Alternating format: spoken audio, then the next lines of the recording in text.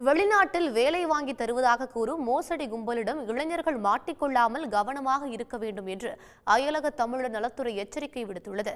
இது தொடர்பாக அயலக தமிழர் நலத்துறை வெளியிட்டிருக்கும் அறிவிப்பில் கம்போடியா உள்ளிட்ட நாடுகளில் வேலைக்கு சென்று சிக்கிக்கொண்ட 83 தமிழர்கள் கடந்த ஆண்டு மீட்கப்பட்டதாகவும், வெளிநாட்டில் வேலை வாங்கி தருவதாக கூறும் மோசடி கும்பலிடம் இளைஞர்கள் மாட்டிக்கொள்ளாமல் கவனமாக இருக்க வேண்டும் என்றும் தெரிவிக்கப்பட்டுள்ளது. மேலும் ஆள் சேர்ப்பு முகவர் பணி வழங்கும் நிறுவனம் குறித்து நன்றாக விசாரித்த பின்னரே பணிக்கு செல்ல வேண்டும் என்றும், வேலைக்கான விசாவின் உண்மைத்தன்மை, பணி ஒப்பந்தம் பற்றி பயணிப்பதற்கு முன்பு இந்திய தூதரகத்தை தொடர்பு கொண்டு அறிந்து கொள்ள வேண்டும் என்றும் கேட்டுக் கொள்ளப்பட்டுள்ளது.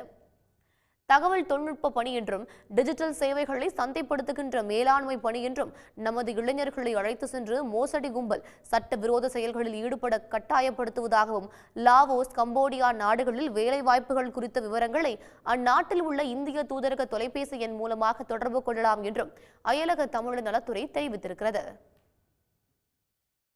உடனுக்குடன் செய்திகளை தெரிந்து கொள்ள சன் நியூஸ் பெல் ஐகானை கிளிக் பண்ணுங்க.